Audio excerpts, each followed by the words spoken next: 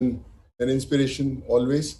I would, before I, speak about COVID, I would like to say that when I started my journey as an actor, and I used to shoot in Hyderabad and all these neighboring places, and I always used to say Hyderabad looks so beautiful.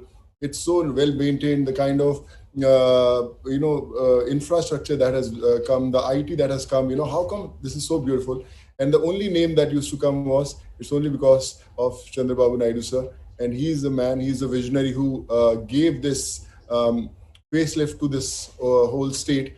And I always used to tell my staff and the co-actors, hey, can we take Chandrababu Naidu sir to our states also for some time so that we can also see that progress. So I think that was my introduction to you till I met, till we connected during the COVID times, and it's really a pleasure, sir. Always, getting inspired by the great work that you have been doing, and I always say that Andhra, Telangana now, it's been my second home.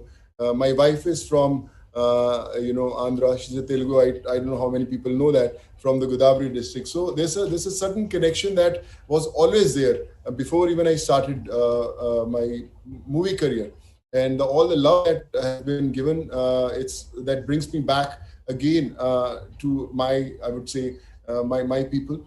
And with COVID, I think the bond has grown stronger. We have connected with so many people, so many heroes, and a small example I would like to give is that when I was sending people back home, I connected to almost 1 million people who approached me during the migrant movement. And and when once the first wave subsided, and these people had their education problems, their healthcare problems, and their employment.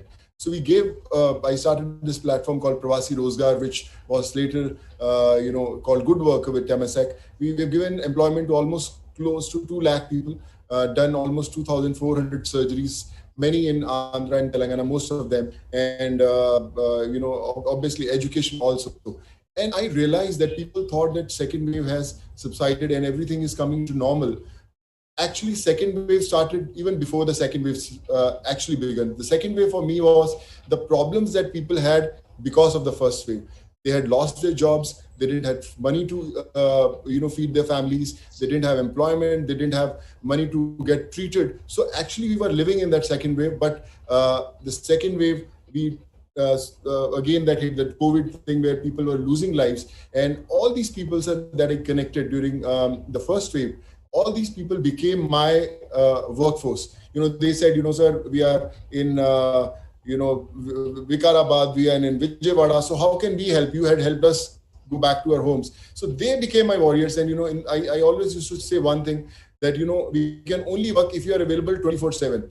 It's not that, okay, I'm busy, I can give 4 hours. I said, in the middle of night, someone has a medical emergency, I'm going to call you in the middle of night that you have to help. This is a very one example that I would like to give. Varun is there also today in our forum. And, in the night at 2:30, once I got a image on my WhatsApp, which one image which said oxygen level 60.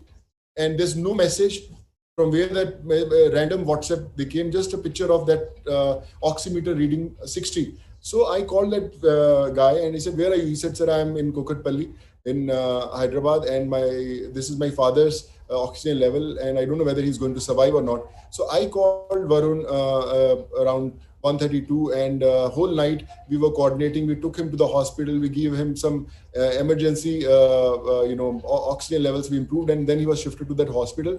And 4 days ago, he was discharged. And I said, can you send me the picture of your father? And the father was hale and hearty. And I thought that, if I would have thought that, should I call someone at 2 o'clock in the night or 3 o'clock, disturb a doctor or someone, so that gentleman wouldn't have survived. So my request to all of you is, when you need to call someone or you need to save a life, just call them. Don't think also. I have disturbed Chandrababu Naidu sir also once, in the middle of night. I messaged him, sir, please help. And someone from your team shifted a patient in the first wave from one hospital to other, and we got to save them. So the biggest lesson that I learned during these 15 months is that don't think so that we are not capable to do something. Sometimes a lot of people say, where to start, I don't know. How to help, I don't know. I'm financially not capable to help anyone. So how can I help? I'll become one big businessman, I'll earn a lot of money, then I'll start my help. So my suggestion to all of those people is, don't underestimate your power.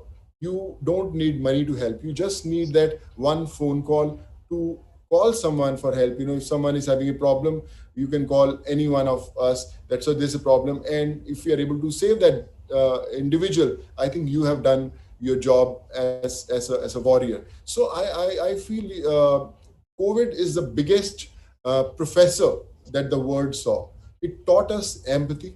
It taught us what humanity is. It taught us how a normal person can save a life. So take it as a lesson of a life, that it's not about whether you are capable of doing it or not. You have to believe you are capable of doing it. I as an individual, I always used to act. I never knew that I can get 12,500 students from places like Kyrgyzstan, Kazakhstan, Uzbekistan, Russia, Philippines, Georgia. But I got them because I believed that I can get them. I was sending medicines, I was sending injections to people, I was trying to get them ICU beds, oxygen.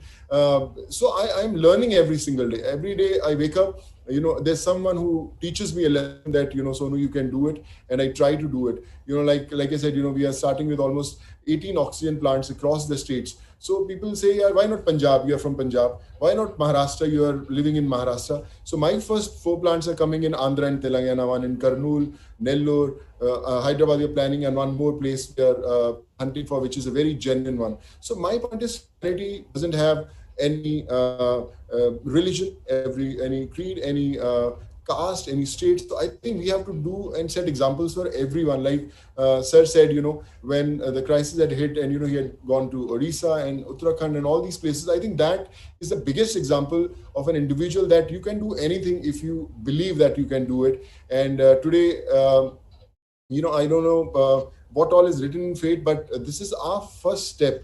I read a very nice thing in the morning. When you become rich and famous, don't try to improve the standard of living, but try to improve the standard of giving. So you have to be kind to the word. And we read our lectures, whether it's history, geography, or all these, in all these classes. I always request, it's very important to have a lecture of humanity, empathy, where from first standard till you are doing your engineering or your medical, we have to teach how important it is to learn about humanity and empathy, and especially to our kids. When they ask for those expensive cars or the best life system, you have to teach them how we can go to a needy place and give them some ration, or adopt few kids for their education. So I think that's what I have learned. That's what I'm trying to learn, and I'm still open to learn. I just started this foundation called Sood Charity Foundation, and we have been doing a lot of work. And I always say that Sood Charity Foundation is not my foundation; it's your foundation. It's a foundation of 135 crore Indians. We don't need any donations. You just have to call us. So I am from Sood Charity Foundation. We need this, sir, and we'll try to make things happen for you. And I think not much to say, but like I said, you all are heroes. And thanks a ton for making